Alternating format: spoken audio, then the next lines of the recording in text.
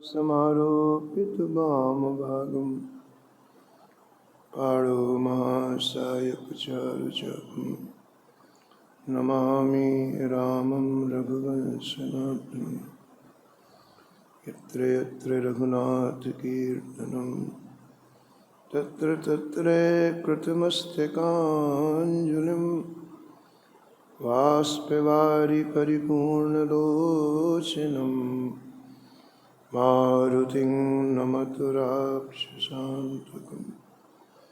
वाञ्छाकल्पतरुभ्यश्च कृपासिन्धुभ्यैव च पतितानां पावनेभ्यो श्रीवैष्णवेभ्यो नमो नमः। भक्ति भगवन्त गुरु चतुर्नाम बपु एक, इनके पदवंदन किए नासत विघ्न अनेक। हरिजू आय विराजिए कथा सुनहु इतिहास, तुम श्रोता या माल के तुम पद रज मम आस। तुम पीछे जो और हैं श्रोता हैं रस खान, जिनके सकल मनोरथ पुरवहु श्री भगवान। राधे राधे गोविंद गोविंद राधे।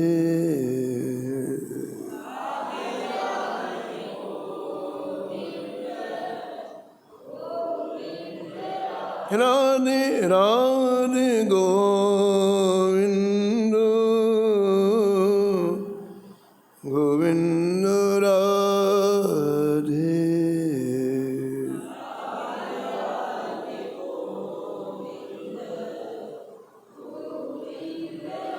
गोविंद राधे बोलो गोपाल राधे।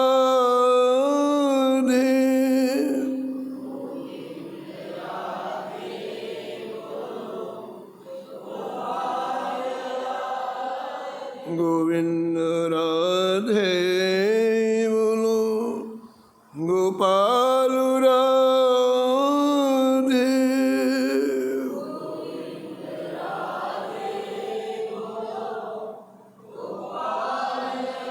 राधे राधे गोविंद गोविंद राधे।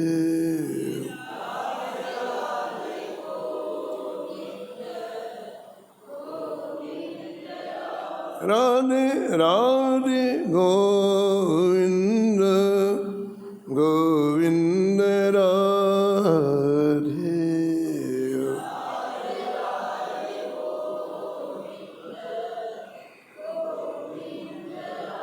राधे राधे गोविंद गोविंद राधे।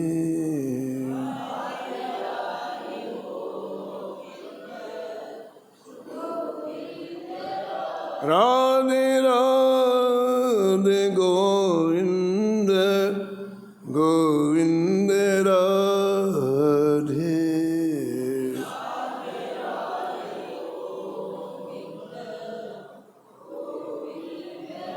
गोविंद राधे बोलो गोपाल राधे।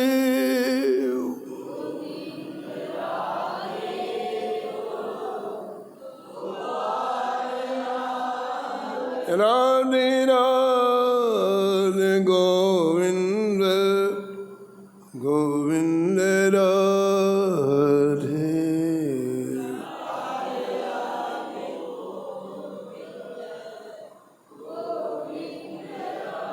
श्री जानकी वल्लभ लाल की, श्री मंगलमूर्ति हनुमान जी महाराज की, सपरिकर श्री भक्तमाल जी, सब संत भगवान की, श्री स्वामी अग्रदास जी महाराज की, श्री नाभाजी महाराज की, श्री प्रियदासी महाराज की, श्री वृंदावन धाम की, श्री बांके बिहारी लाल की, श्री राधा वल्लभ लाल की, श्री गिरिराज जी महाराज, श्री यमुने महारानी की, श्री रामनाम महाराज की, श्री महाराज जी। जय जय श्री राम।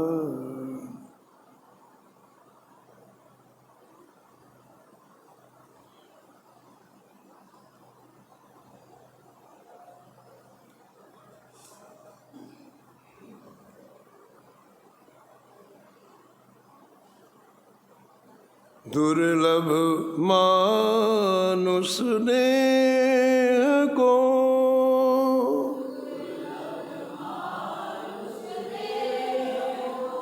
लालमती लाहो लियो,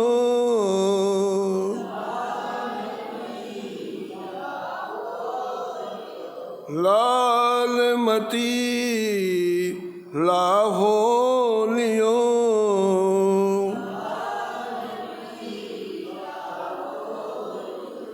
गौर श्याम सो प्रीत, प्रीत यमुना कुंजन सो,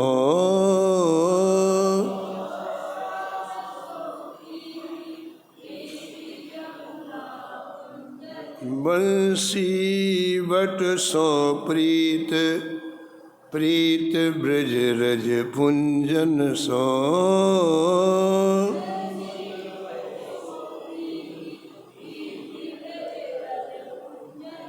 गोकुल गुरुजन प्रीत, प्रीत घन बारह बंसो,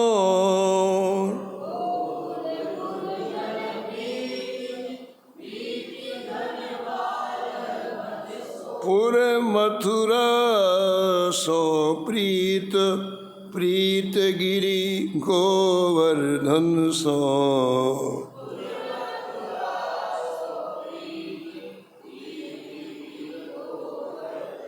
बास अटल वृंदा विपिन,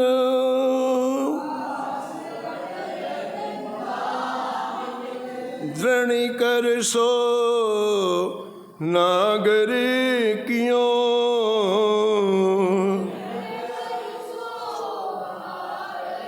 बास अटल वृंदा विपिन,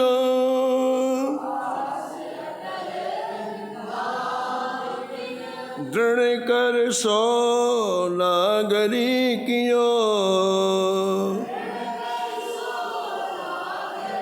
दुर्लभ मानुष देह को लालमती लाहो लियो। प्रातः स्मरणी परम वंदनी श्री भक्तमाल के रचयिता श्री नाभा गोस्वामी जी इस शब्द में परम भक्ता, परम रसिका, परम ब्रजनिष्ठ श्री लालमती जी का स्मरण किया है और निष्कर्ष के रूप में कहते हैं कि मानव जीवन का परम पावन फल श्री लालमती जी ने प्राप्त कर लिया। पाई हुई वस्तुओं का व्यक्ति उपयोग नहीं कर पाता है। भगवान की कृपा से हमें जो जो मिला है हम उसका उपयोग नहीं कर पाते, व्यर्थ में चला जाता है। भगवान ने कृपा करके श्री धाम वृंदावन दिया, कहाँ उपयोग कर पाते हैं। भगवान ने अच्छे लोगों का संग दिया, कहाँ उपयोग कर पाते हैं। भगवान ने स्वस्थ शरीर दिया, कहाँ उपयोग कर पाते हैं। भगवान ने हमें संपन्न बनाया, कहाँ उपयोग कर पाते हैं। श्री ठाकुर जी ने कृपा करके जो चीज़ें दी उनका सदुपयोग करना बहुत लाभ की बात है। वस्तु पदार्थ तो ठाकुर जी ने दिया ही, कि सबसे बड़ी बात कि श्री ठाकुर जी ने मनुष्य देह दी। श्री नाभाजी महाराज कहते हैं दुर्लभ है। हम जिसे सिंपल मान रहे हैं, साधारण मान रहे हैं, ये हमारी बहुत बड़ी भूल है। दुर्लभ है। इस जगत में, इस ब्रह्मांड में, इस सृष्टि में मनुष्य जन्म प्राप्त करना दुर्लभ। भगवान ने कृपा करके मनुष्य देह दी है। हरि तुम बहुत अनुग्रह कीन्हो,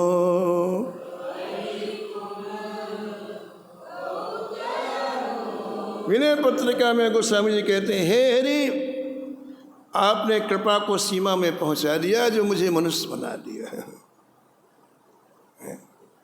इन संतों ने उसके मूल्य को समझा। मनुष्य देह के बिना भगवत प्राप्ति असंभव है, और भगवत प्राप्ति सर्वश्रेष्ठ हमारी सफलता है। इसलिए भगवान ने बिल्कुल दरवाजे में पहुंचा दिया। मनुष्य देह देने के बाद दरवाजे में आप पहुंच गए ठाकुर जी के। बिल्कुल दरवाजे को पुश करो, अंदर चले जाओ ठाकुर जी के पास। साधन धाम मोक्ष कर द्वारा, भगवान के वैकुंठ में पहुंच गए आप। पाए न जहीं परलोक समारा। इतनी बड़ी कृपा को कैस नहीं कर पाए, फिर संसार में आ गए। जिन वस्तु पदार्थ व्यक्तियों में आकर्षित होकर आपने मानव जीवन को खो दिया, आपको पता है लाखों जन्म में यही मिला है। और इससे यदि आपको सुख मिल गया होता तो काहे को फिर आपका मन यहाँ आ जाता। एक ऐसी विडंबना है कि जिससे हमको तृप्ति नहीं मिली, सुख नहीं मिला, फिर हम उसी की चाह करते हैं।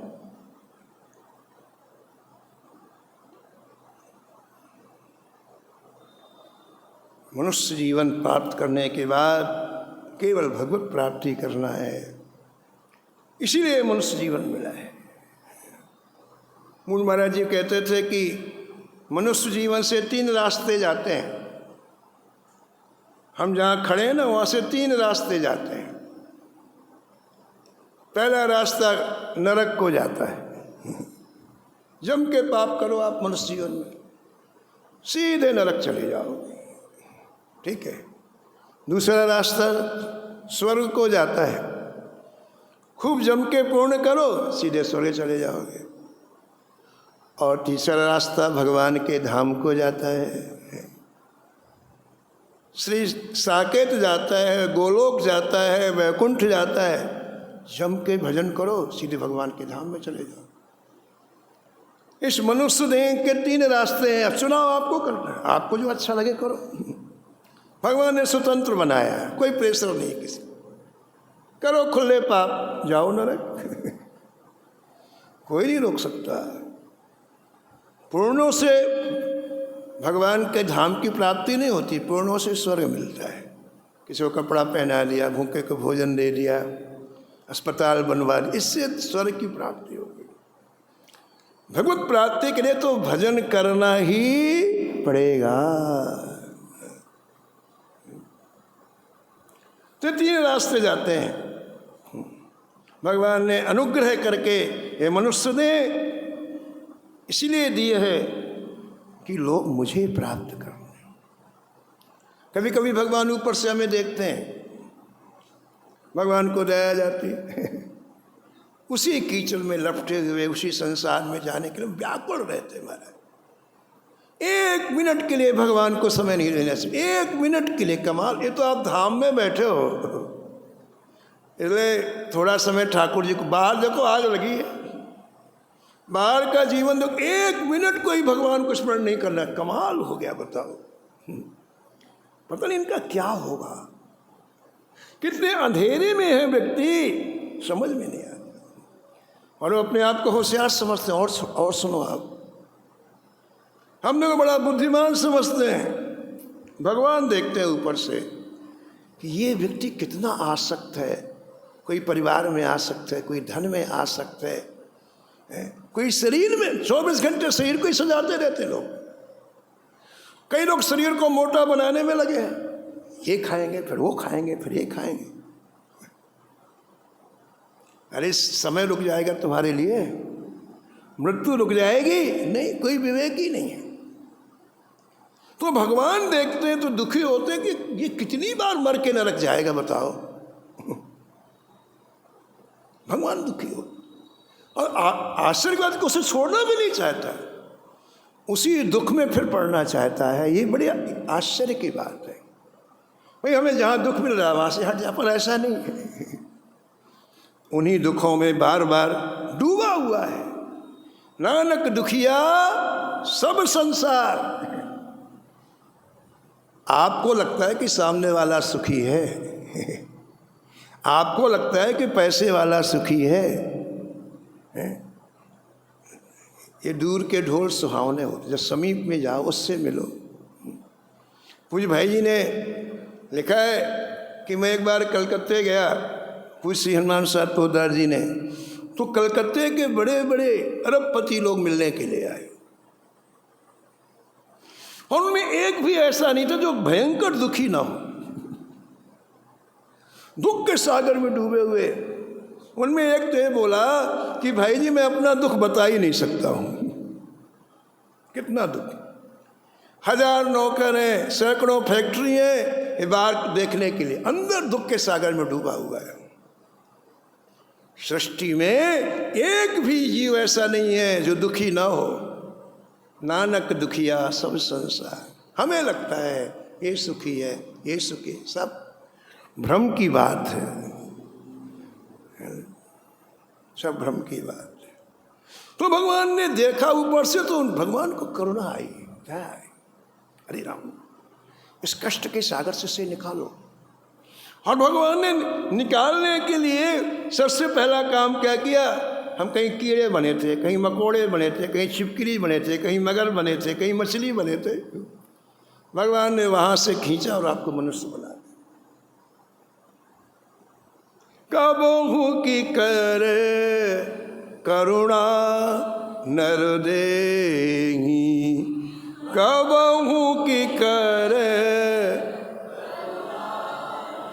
ये हमारे पुरुषार्थ का फल मनुष्य जीवन नहीं है, करुणा का फल है।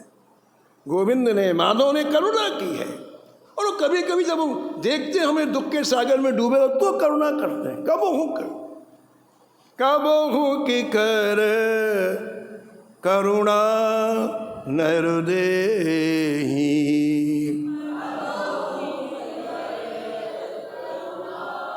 देत ईस बिनु हेतु सनेही, देत ईस। भगवान ने अकारण मनुष्य जीवन दे दिया बिना हेतु के। और जब हम अपनी माँ के गर्भ में आए तो भगवान से हाथ जोड़ के प्रार्थना किया, कहा जय मेरे लाखों जन्म हुए हैं, अभी मुझे मनुष्य जन्म मिल रहा है, तो मैं प्रतिज्ञा करता हूँ कि बाहर निकलने के बाद आपका केवल भजन करूँगा। हम जितने बैठे हैं सब अपनी अपनी माँ के गर्भ में प्रतिज्ञा करके आए हैं भगवान से कि बस अब यहाँ से निकल के आपका भजन करना है। पूज्य महाराज जी श्री मुथुरादास जी महाराज कहते थे कि माँ के गर्भ में प्रत्येक जीव को पिछले 100 जन्मों की याद बनी रहती है, कहाँ कहाँ जन्म लिया दिखता है उसको। जब तक जीव माँ के गर्भ में रहता है तो इसके पहले जो 100 जन्म हुए वो सब उसे दिखते हैं और घबरा जाता है, अपने जन्मों को देख के घबरा जाता है। ओहो, फिर रो के भगवान से प्रार्थना करता है, प्रभु अब मैं केवल आपका भजन करूँगा। तो ये मनुष्य जीवन भगवान की कृपा का फल है। भगवान ने अनुग्रह किया है मनुष्य हमें बना करके। बाकी सब चीज़ हमने दूसरे शरीरों में प्राप्त कर लिया है, लेकिन कोई मामला हल नहीं हुआ, कोई मामला हल नहीं हुआ। अब मनुष्य जीवन में हल करना है, समस्या का हल करना है, और समस्या का हल ये है कि भगवान के चरण कमलों को छोड़ करके कहीं सुख है ही नहीं। ये एक लाइन की बात समझने की है, बस, बहुत ज़्यादा नहीं समझना चाहिए।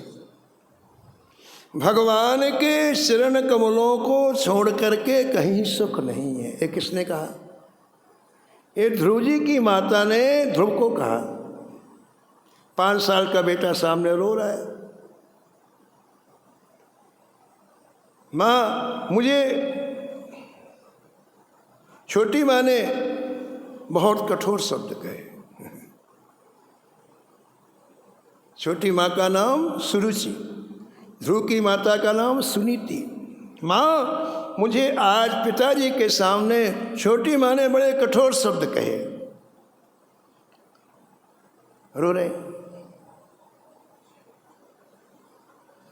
माँ ने क्या उत्तर दिया? माँ ने कहा, बेटा दुख की निवृत्ति चाहते हो, सुख की चाह करते हो, तो तुम्हें भगवान के चरण कमलों का भजन करना होगा। व्यक्ति न किसी को सुख देता है, न किसी को दुख देता है, ठीक है? कोई व्यक्ति किसी को सुख और दुख नहीं देता है। पूर्व में हमने जो पाप किए, वो पाप ही उस व्यक्ति के रूप में आ गए और हमको गाली दिलवा, अपमान हो रहा है। विचार करो आप, अगर बिना विचारे आप रहोगे ना तो ऐसे बह जाओगे संसार में, पता भी नहीं चलेगा कहाँ चले गए। हर परिस्थिति में, हर समस्या में पहले विचार करोगा, ये क्यों आई हमारे पास। देखो आप, एक 5 वर्ष के बालक को माँ कह रही है कि बेटा तुम सुख चाहते हो तो सुख पिता की गोद में नहीं है, सुख ठाकुर के चरण कमलों में। यह कहो सुत वेद चहूँ, यह कहो सुत वेद चहूँ,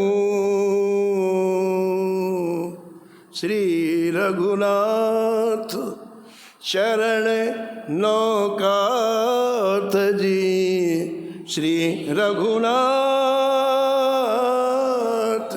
चरण नौकात जी, नाहिन ठौर कहूँ, नाहिन यह कहो सुत वेद चहूँ, यह कहो सुत। मैंने सही बात बताई, देखो, है ना? हमें अभ्यास करना चाहिए, हम सही बात कहें, यथार्थ बात। 5 वर्ष के बालक को मैंने यथार्थ बात बताई और देखो तो सही 6 महीने में भगवान का दर्शन हो गया। बात बैठाना है, केवल सुनते सुनते जीवन नहीं खराब कर देना, बैठाना है। बात बैठाने की है, सुख कहीं नहीं है, नहीं है, नहीं है। सुख केवल प्रिया प्रीतम युगल सरकार के चरणों में। ये प्रारंभ है, अपने आप मन हट जाएगा। दिन भर दुनिया भर के संकल्प विकल्प मन करता है। बताओ कब ठाकुर जी का चिंतन करोगे आप? जिस मन से चिंतन करना, उसको तो आप दुनिया में घुमा रहे हो। कैसे काम चलेगा? कैसे काम? तो ये मनुष्य देह मिली और गोस्वामी जी कहते हैं, जय जय आपने कृपा की हद कर दी जो हमें मनुष्य बना दी। हरि तुम बहुत अनुग्रह कीनो,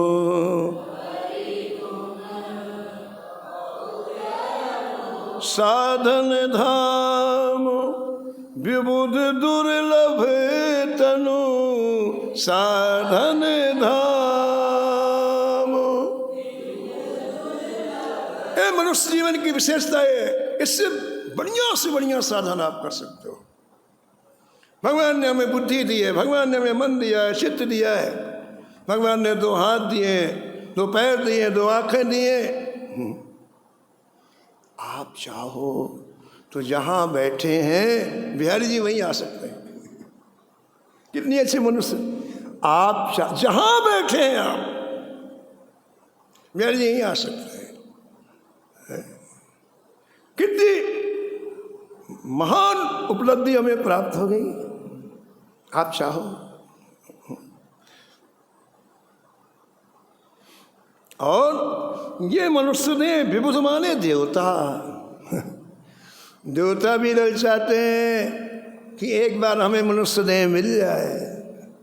विबुध दुर्लभ तनु, देवताओं को भी दुर्लभ मनुष्य शरीर है, ऐसा गोस्वामी जी कहते हैं।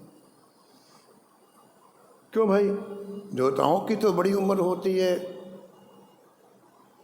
देवताओं की बड़ी उम्र होती है, लाखों वर्ष उम्र होती है, फिर वो क्यों ललचाते हैं? देवताओं को स्वर्ग में बड़े बड़े भोग मिलते हैं महाराज, विमान मिलता है, अप्सराएं मिलती हैं, जो चीज़ चाहिए वो खाओ पियो। फिर देवता क्यों ललचाते हैं मनुष्य देह के लिए? और सुनो, देवता कभी बूढ़े नहीं होते, कभी नहीं होते, युवा ही बने रहते हैं। फिर मनुष्य देह क्यों चाहते हैं? क्यों चाहते हैं? अरे चाहे बूढ़े हो चाहे नहीं हो, और चाहे जितने भोग हो, लेकिन एक दिन स्वर्ग से नीचे गिरना पड़ेगा। ठीक है, 1,00,000 साल हो रहे स्वर्ग में, और जिस दिन उनके पूर्ण समाप्त, जैसे पैसा खर्च दे के आप किसी होटल में ठहरो, जो चीज़ मांगोगे तुरंत आ जाएगी। बड़े बड़े होटलों में जो चीज़ मांगो ठीक है, और पैसा खत्म हुआ तो मैनेजर कान पकड़ के बाहर निकालेगा, कान पकड़ के वही मैनेजर। ऐसे स्वर्ग का भी हिसाब किताब है। जब तक पूर्ण है आपके, विमान मिल गया आपको, जो सुखमय वो मिल गया, अप्सराएं मिल गई, और जैसे पूर्ण समाप्त हुए वो अप्सरा लात मार के नीचे गिराती है, लात मार के नीचे गिराती है महाराज स्वर्ग से। और फिर वो जीवात्मा यहाँ मृत्यु लोक में आने के बाद कभी कीड़ा बनता है, कभी मकोड़ा बनता है, कभी सांप बनता है, कभी बिच्छू बनता है। लो, ऐसे स्वर्ग से फायदा है नहीं। इतना पतन होना है बाद में, ऐसे स्वर्ग से क्या फायदा? क्यों बने भाई ये कीड़े मकोड़े? देवता बनने के बाद कीड़ा, क्योंकि भजन नहीं किया। अब बिना भजन के 1,00,000 की वर्ष आयु व्यर्थ है, क्योंकि कीड़ा मकोड़ा बनना है ना बाबा। तो चाहे 1,00,000 ये कोई 5,00,000 वर्ष ये बनेगा तो कीड़ा मकोड़ा। इसलिए कहा कि व्यर्थ है। देवता लोग चाहें कि हम स्वर्ग में भजन कर ले, नहीं कर सकते, अलाउ नहीं, अप्लाई नहीं होता है। हर चीज़ हर जगह अप्लाई नहीं होती। भजन केवल यहीं का अप्लाई होता है, मृत्यु लोक का, और कहीं का भजन अप्लाई नहीं होता है। इसलिए देवता भी मनाते हैं कि एक बार मनुष्य देह मिल जाए और हम भजन करके प्रभु की प्राप्ति कर लें तो कीड़ा मकोड़ा नहीं बनना पड़ेगा। साधन धाम विबुध दुर्लभ तनु, साधन धाम मोहि कृपा कर दीनो, मोहि कृपा बहुत अनुग्रह कीनो, हरि तुम बहुत अनुग्रह कीनो, बहुत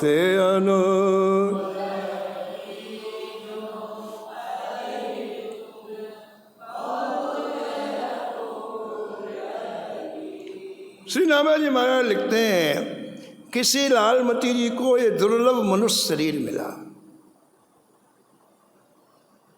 और लालमती जी ने उस मनुष्य शरीर के एक क्षण का सदुपयोग किया। निष्कर्ष की बात ये है कि जिसे आप हल्के में समझ रहे हो, बहुत बड़ी मूल्यवान निधि आपके हाथ में लग गई है, उसके महत्व को समझो। एक किसान था, खेत में काम कर रहा था, खेत की मिट्टी खोद खोद करके बगल में डाल मेड़ बना रहा था। मेड़ होती चारों तरफ से एक एक हाथ की बाउंड्री, उसे मेड़ कहते हैं। तो मिट्टी खोद खोद करके मेड़ बना रहा था। एकाएक उसने फावड़ा चलाया तो खन्न की आवाज़ आई। तो उसका फावड़ा रोक के देखा तो बोले एक मटका उसने देखा, पीतल का मटका।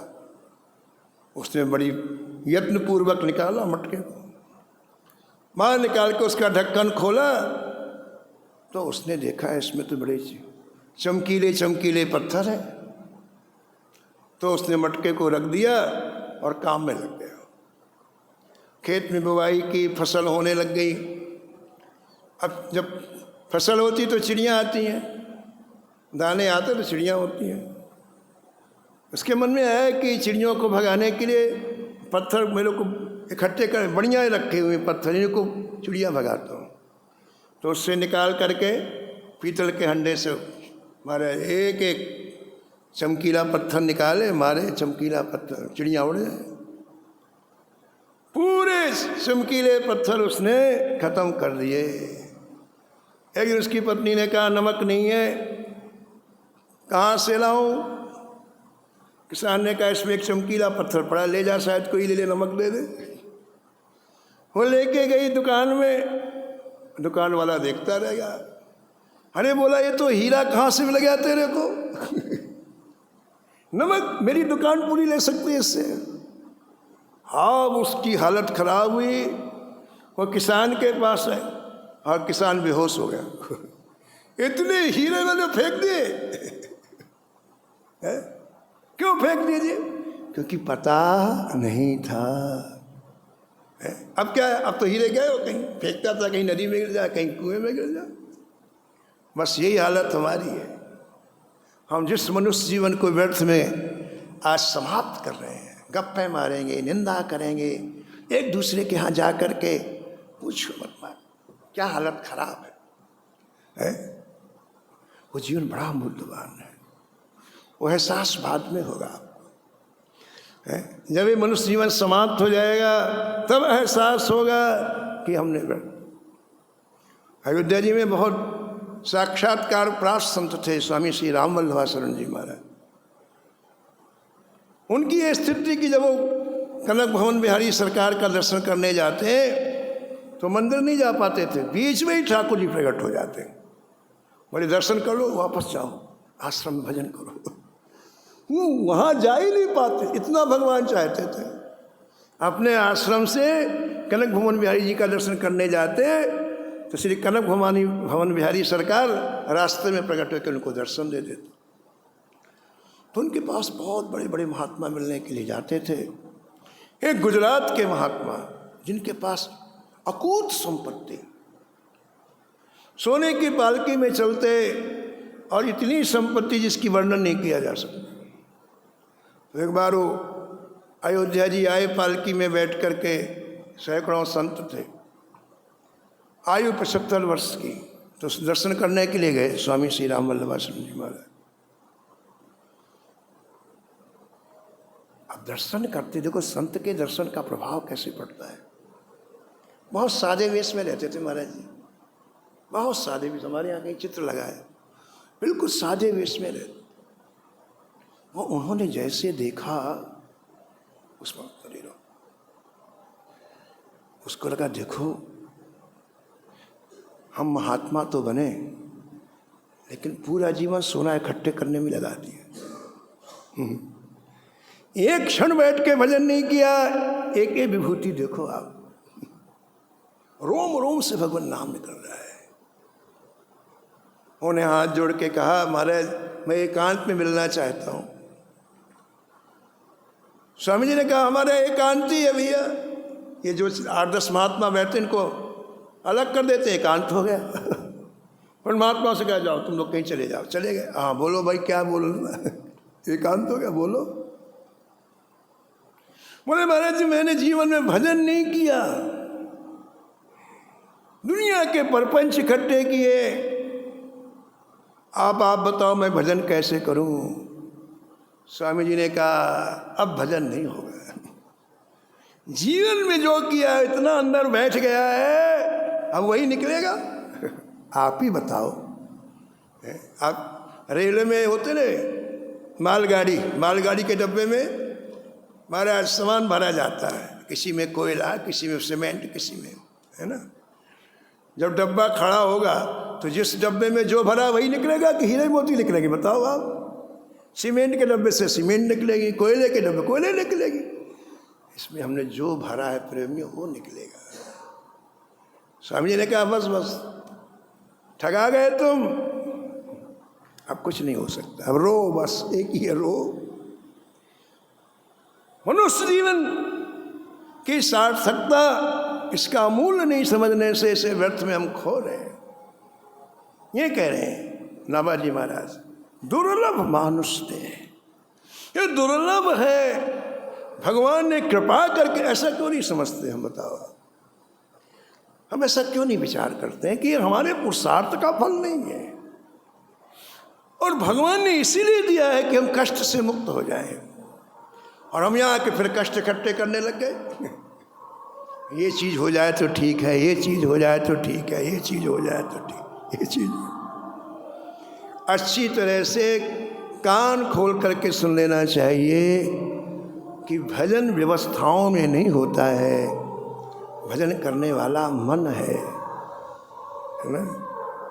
इसलिए मन में यदि बात बैठ जाए, यही भजन होने लग जाएगा। न कहीं आना है, न कहीं जाना है, न कुछ लेना है, न कुछ देना है। भजन बाह्य वस्तु नहीं है, भजन आंतरिक वस्तु है।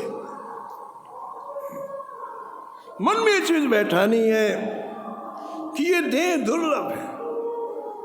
इसी को गोस्वामी जी ने दूसरे पद में लिखा,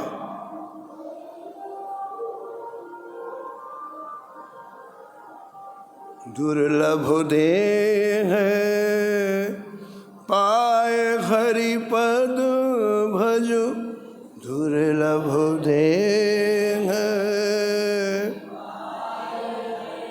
करम बचन हरहिय ते, करम बचन हरहिय ते, मन पछतई है अवसर बीते,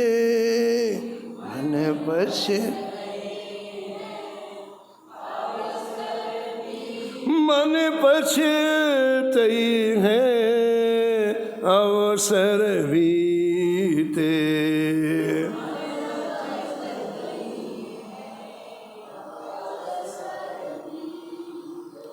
समय निकलने के बाद कुछ नहीं, केवल पछताना।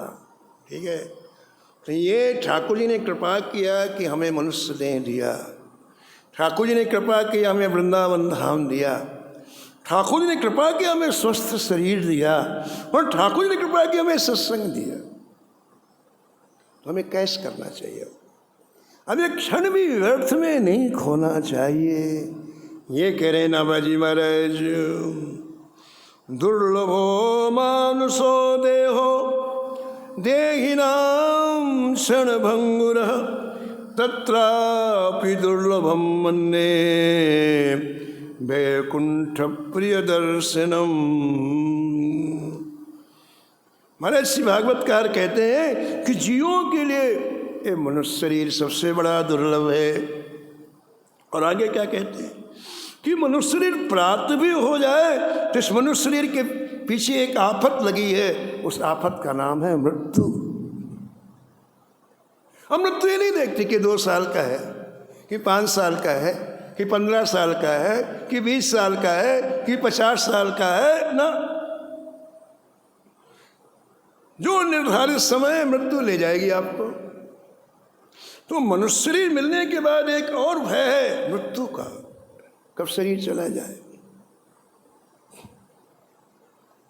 5 वर्ष के प्रहलाद जी थे तो विद्यालय में पढ़ते थे, सभी की उम्र 5 वर्ष की थी। तो सब मित्रों ने घेर लिया प्रहलाद जी को, सब विद्यार्थियों ने घेर लिया। बोले प्रहलाद जी एक बात तो बताओ, तुम्हारे पिता ने तुम्हें मारने का इतना प्रयास किया, सड़कों के बीच में डाला, पहाड़ों से नीचे गिराया, समुद्र में डुबोया, अग्नि में जलाया, भैया तुमने क्या चीज़ खा ली है, तुम्हारी मृत्यु ही नहीं हुई। बड़ा आश्चर्य हो रहा है प्रहलाद, तुम हमारे साथ उठते हो, बैठते हो, चलते हो, फिरते हो, पढ़ते हो, खेलते हो, कूदते हो, तुम्हें ऐसा क्या मिल गया है कि इतना करने के बाद तुम्हारी मृत्यु नहीं हुई। प्रहलाद ने कहा भाइयों, मेरे ऊपर संत की कृपा हो गई। जब मैं माँ के गर्भ में था तो श्री नारद जी के आश्रम में मेरी माँ रहती थी, और उस समय नारद जी के यहाँ जो सत्संग होता था वो मैं माँ के गर्भ में मैंने सुना, बाहर की बात नहीं, माँ के गर्भ में मैंने सुना। और उसमें मैंने सुना कि यदि आपकी जिह्वा में भगवान का नाम हो तो मृत्यु आपका कुछ नहीं कर सकती। मैंने सुना,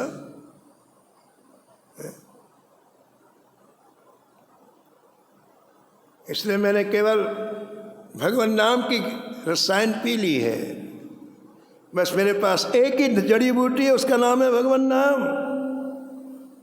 राम नाम संजीवनी चैन मनस प्रविष्टा, हलाहलमुआ प्रलया नलमुआ मृत्योर्मुखमुआ विश्ताम कुतो भी।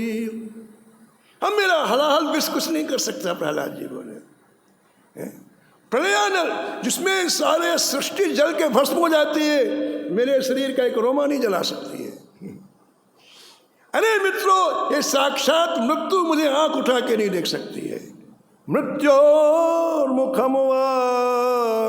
विश्ताम कुतो भी, विश्ताम कुतो भी।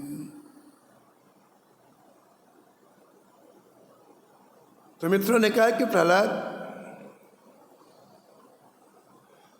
क्या हमें भी ऐसा हो सकता? बोले हाँ, तुम्हें भी ऐसा हो सकता, वो खुली चीज है सबके लिए।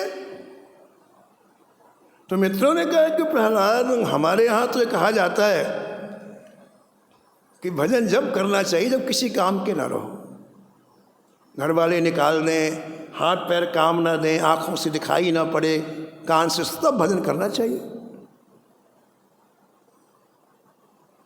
यानी अत्यंत बुढ़ापे में भजन करना। तुम तो अभी से कह लो कि भजन करना चाहिए। प्रहलाद जी ने कहा मित्रों, तुम बूढ़े हो गए, क्या गारंटी है बताओ आप?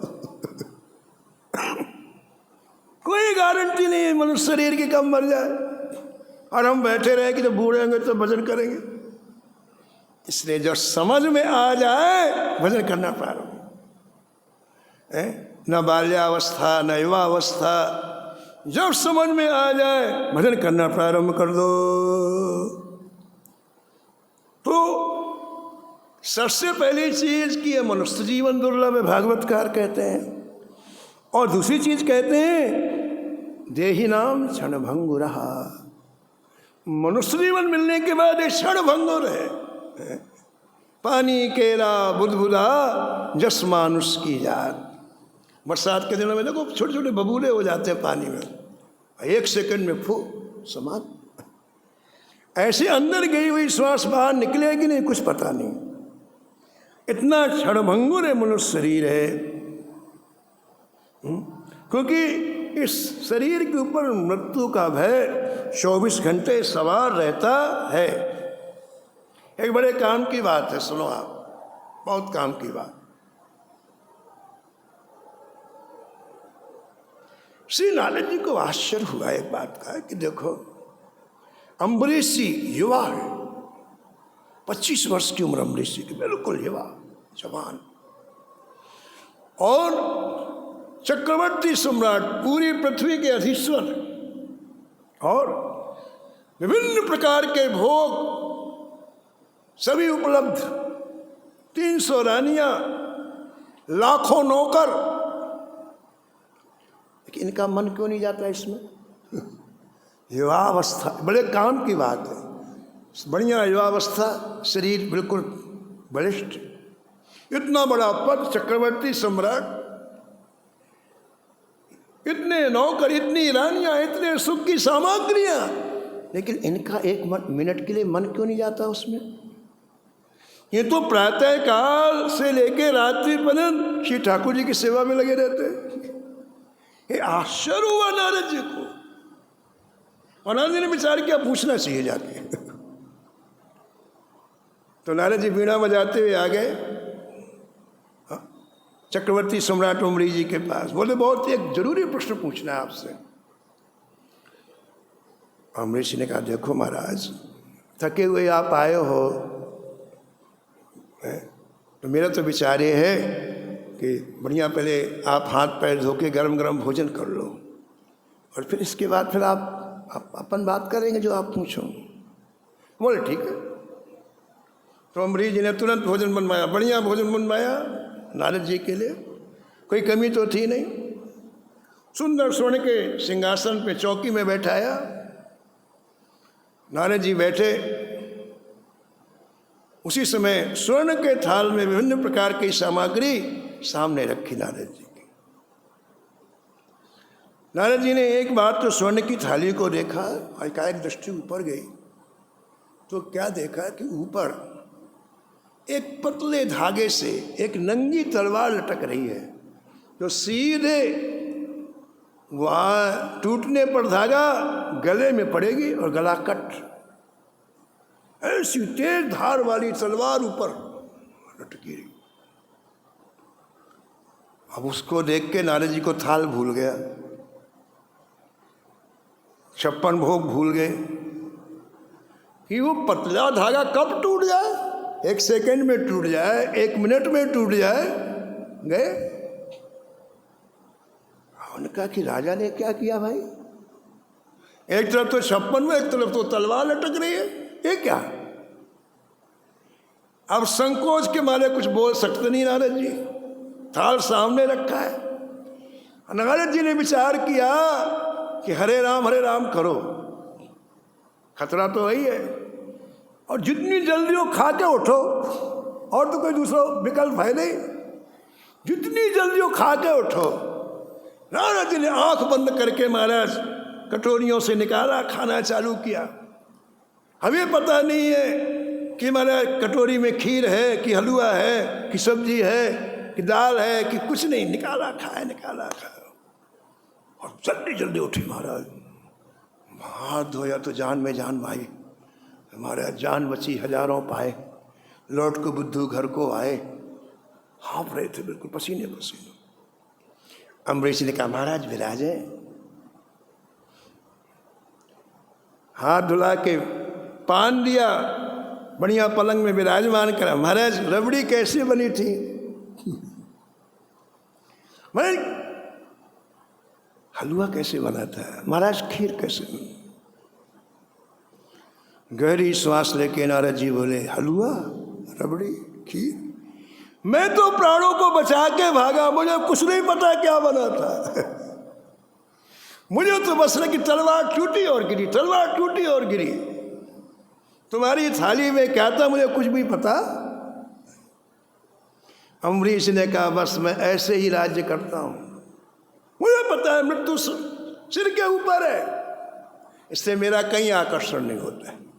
जैसे आपको थाल में कहीं नहीं दिखाई पड़ा कि कहाँ रबड़ी है, कहाँ गुलाब जामुन है, कहाँ सब्जी है, कहाँ, ऐसे मैं जानता हूँ कि ये मृत्यु रूपी तलवार लटक रही, कब टूट के गिर जाए, इसलिए मेरा कहीं आकर्षण नहीं है। मेरा आकर्षण केवल ठाकुर जी के नाम रूप लीला धाम में।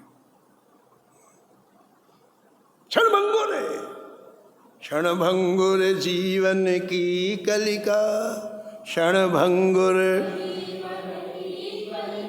कल प्रात में जान खिली न खिली,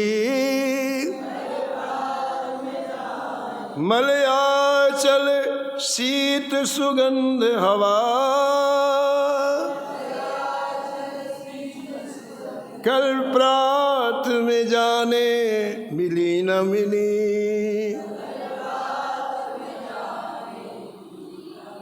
कलिकाल कुठार लिए फिरता, कलिकाल कुठार तन नम्र है मार, झिली न झिली तन नम्र है,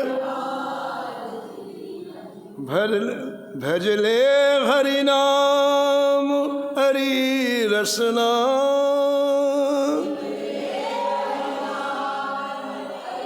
फिर अंत समय में हिली न हिली, फिर अंत समय में। तो सबसे पहली दुर्लभ बात है मनुष्य देह का मिलना।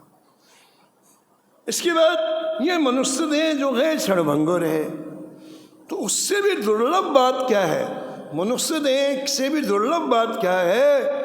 भगवान के लाडले प्यारे दुलारे संतों का मिलना, वैकुंठ प्रिय दर्शनम, ये सबसे महत्वपूर्ण बात। जीवन की यात्रा में जब तक किसी संत का अनुग्रह नहीं प्राप्त करोगे, जीवन सूखा चला जाएगा। आपके साथ में जितने रहने वाले हैं, आपको जितने सलाह देने वाले हैं, सब सूखे हैं, सब ड्राई हैं। कहाँ से आपका जीवन हरा भरा हो जाएगा? विचार करो, आप जिनके साथ में रह रहे हैं उनमें एक को भी लक्ष्य की प्राप्ति नहीं हुई, और आप चाहते हैं इनके साथ में कुछ भी नहीं होने वाला है। वैकुंठ प्रिय दर्शनम का मतलब जिनके हृदय में भगवान की नाम रूप लीला धाम का प्रकाश 24 घंटे रहता है, यानी उनका संपर्क हो जाए, उनकी कृपा हो जाए, उनकी सानिध्य मिल जाए, ये इससे भी दुर्लभ है, बहुत दुर्लभ है। वो समझे एक पंक्ति लिखी कि सबसे दुर्लभ चीज क्या है सृष्टि में, सबसे दुर्लभ चीज क्या है? उन्होंने लिखा, कहा गोस्वामी जी गरुड़ जी को कह रहे हैं, हे गरुड़ जी, सब ते सो दुर्लभ खगुराया, दुर्लभ खगुरा, सबसे तो दुर्लभ खगुराया, सबसे तो सबसे दुर्लभ क्या है? राम भगत रत गत मधुमाया, राम रत गत मधुमा, सब ते सो दुर्लभ खगुराया, सब ते सो दुर्लभ। भगवान का भक्त जिसके जीवन में मद नहीं है, माया नहीं है, ऐसे भक्त का दर्शन सबसे दुर्लभ चीज है। उनके मिलने के बाद चारों तरफ के दरवाजे खुल जाते हैं, भगवान पीछे पीछे चलने लगते हैं। आपको भगवान के पीछे फिर नहीं जाना है। ऐसे संत का अनुग्रह हो जाए तो ठाकुर पीछे पीछे चलेगा। पाछे पाछे हरि फिरे, पाछे कहत कबीर कबीर, कबीर के पीछे पीछे ठाकुर जी घूमते हैं, भैया कबीर कबीर कबीर कबीर कबीर। ऐसे संत जीवन में मिल जाए तो भगवान आपके पीछे पीछे घूम। श्री नामाजी महाराज श्री लालमती जी के लिए पहली पंक्ति लिखते हैं, दुर्लभ मानुष देह को लालमती लाहोलियो। ऐसे इस दुर्लभ मनुष्य शरीर को का सदुपयोग लालमती जी ने किया। और भी छप्पे में और भी पंक्तियाँ हैं, उनका अर्थ आप आगे श्रवण करो।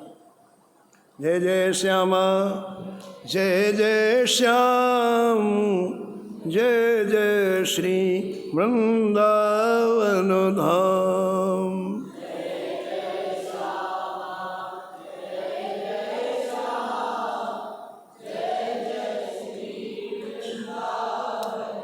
नमो नमो श्री भक्त सुमाल।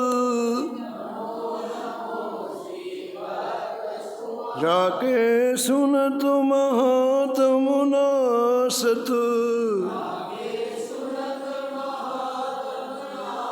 और झलकत राधा नंदलाल। गद गद स्वर पुलकित अंगो अंगनी, लोचन बरसत असु अनुजाल। उतर जा तो अभिमान ब्याल विष, लेत जीवाय सुरस तिहि काल। होत प्रीत हरि भक्त जनन सो,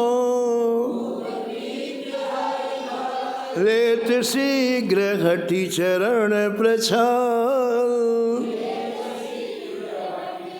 तजत कुसंग लेत सतु संगति, भाग जगत को अद्भुत भाल।